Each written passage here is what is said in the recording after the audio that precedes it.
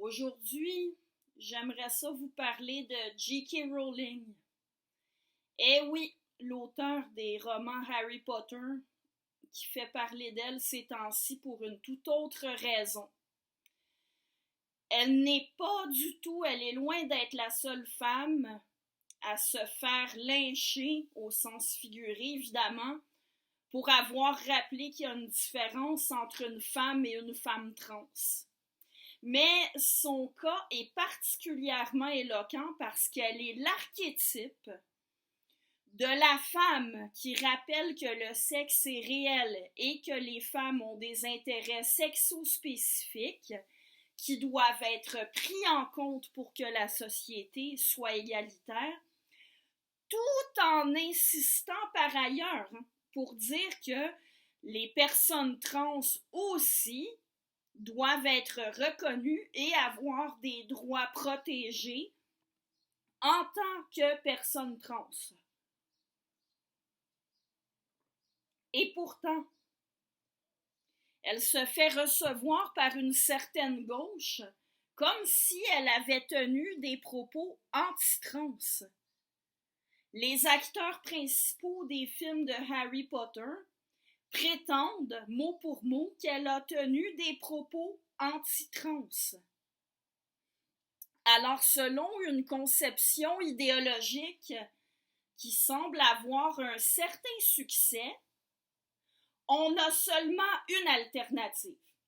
Soit on dit sans poser de questions que le sexe est sans importance, que c'est le genre qui compte et que les femmes trans sont des femmes comme les autres, soit on est des monstres et on hait les personnes trans. Et là, on mérite même pas d'avoir droit à la vie ou à l'intégrité.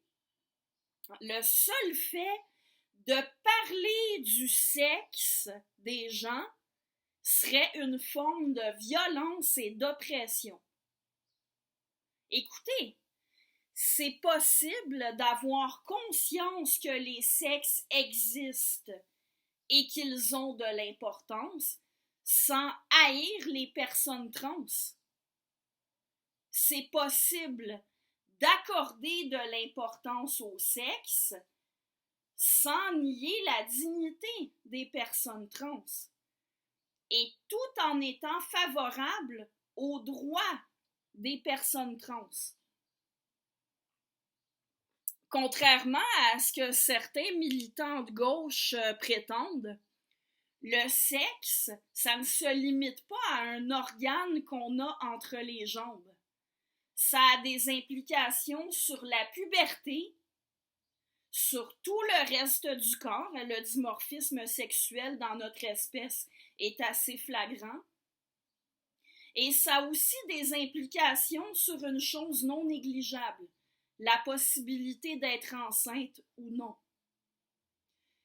Si des féministes comme J.K. Rowling, ainsi que Meghan Murphy, Réa Jean, Diane Guilbeault, Nadia El Mabrouk et bien d'autres insistent pour rappeler que les femmes se caractérisent par leur sexe.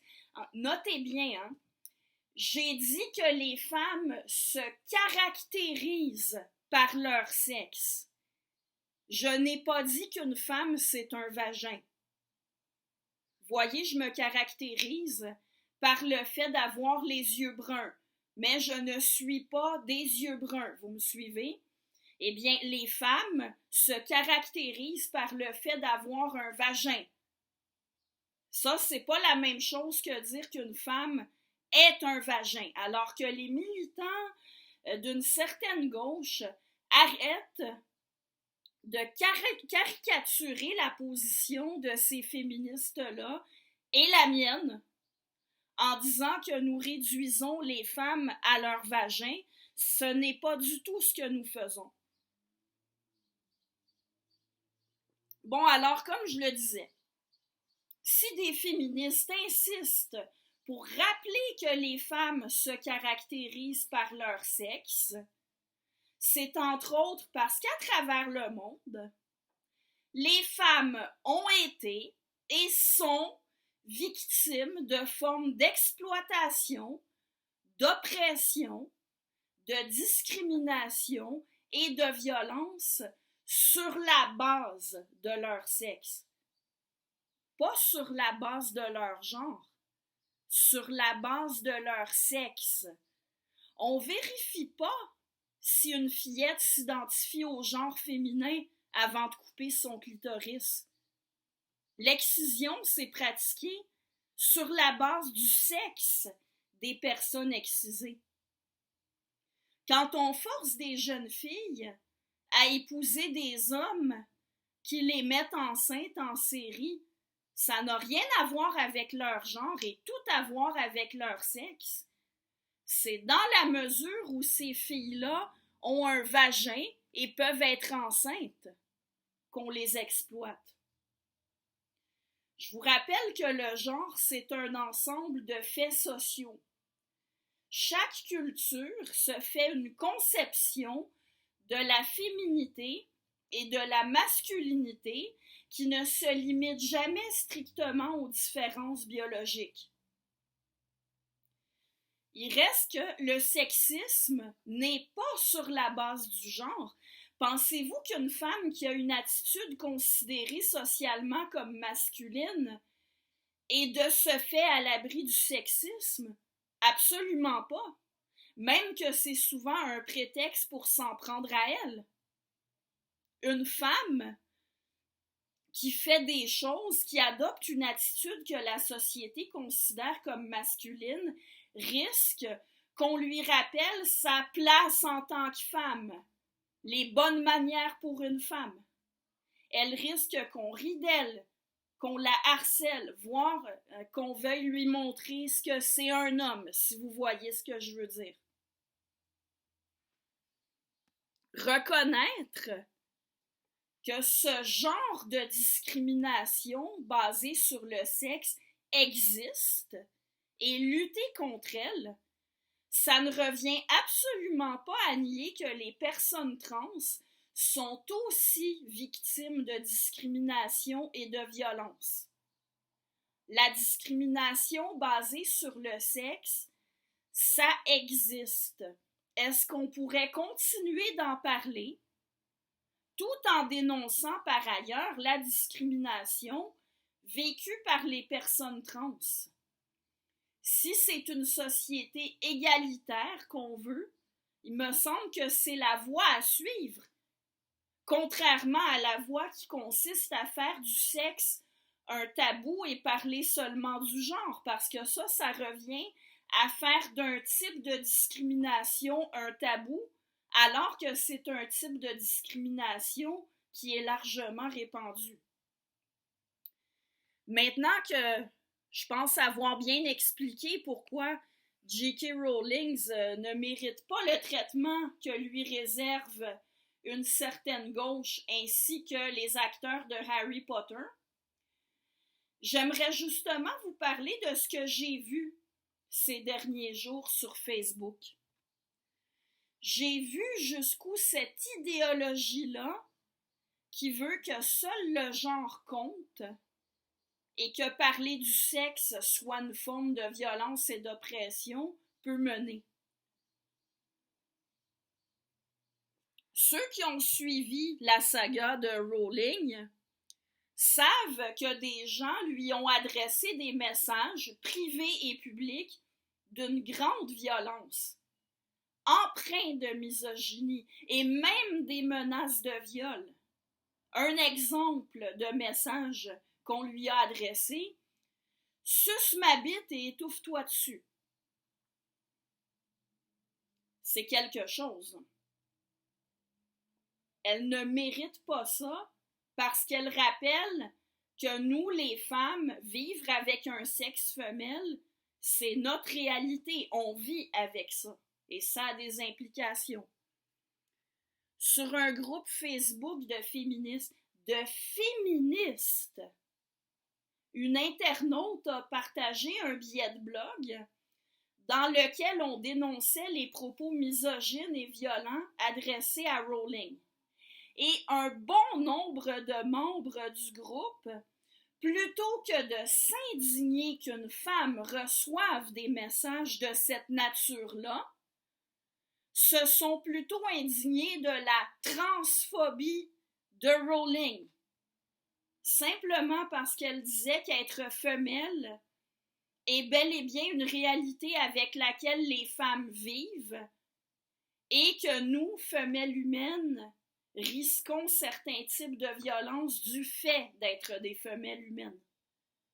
Alors, pour ne pas être transphobe, il faudrait, si je comprends bien, que les femmes évitent de parler de la réalité qui les concerne spécifiquement. Et je le répète, comment voulez-vous qu'on dénonce la discrimination et l'oppression basée sur le sexe et qu'on lutte contre elle pour obtenir une société égalitaire si on ne peut pas parler du sexe? Sur le même groupe Facebook, soi-disant féministe, il y en a qui ont appelé à l'exclusion des femmes qui rappellent qu'elles ont un sexe et que ça compte. Et c'en est même venu à des mimes dans lesquels on appelait carrément au meurtre de ces femmes. Ces femmes qu'on affuble de l'étiquette TERF, T-E-R-F. On appelle à nous censurer, à nous exclure, à nous battre, à nous violer et même à nous tuer. Et quand on le fait remarquer et qu'on dit que c'est de la violence envers les femmes, on se fait dire qu'on n'a pas à pleurnicher parce que c'est nous les oppresseurs, que c'est nous les intimidatrices, parce qu'on fait violence aux personnes trans en rappelant que nous avons un sexe et que ça a des implications. Alors, si je résume, selon certaines personnes qui se disent féministes de nos jours, c'est moins grave d'écrire à une femme qu'on voudrait la violer ou la tuer que d'écrire que le sexe existe et que les femmes sont des femelles. Et non, c'est pas quelques militants dans leur chambre à écho ici et là qui pensent comme ça, parce que si c'était seulement ça, je ne m'en soucierais pas. Je vous signale que c'est une mentalité véhiculée par des vedettes internationales comme les acteurs de Harry Potter. Pendant ce temps-là, nous, les femelles humaines, on continue de vivre avec notre sexe femelle, avec ce qu'il implique. Même si on nous empêche de plus en plus d'en parler, notre sexe, il va continuer d'exister. Et je vous dirais, indépendamment des oppressions basées sur le sexe qui existent dans plusieurs régions du monde, les fillettes, elles vont continuer de grandir et de devoir éventuellement, par exemple, gérer leur menstruation. On doit aussi leur apprendre quelles précautions elles doivent prendre à partir du moment où elles ont le potentiel d'être enceintes. Pour gérer ce genre de soucis-là, qui concernent spécifiquement les femmes, il faut qu'on puisse en parler. J'invite donc tout le monde à adopter une approche des droits humains qui tient compte de tous les humains, les femmes, les personnes trans et tous les autres humains.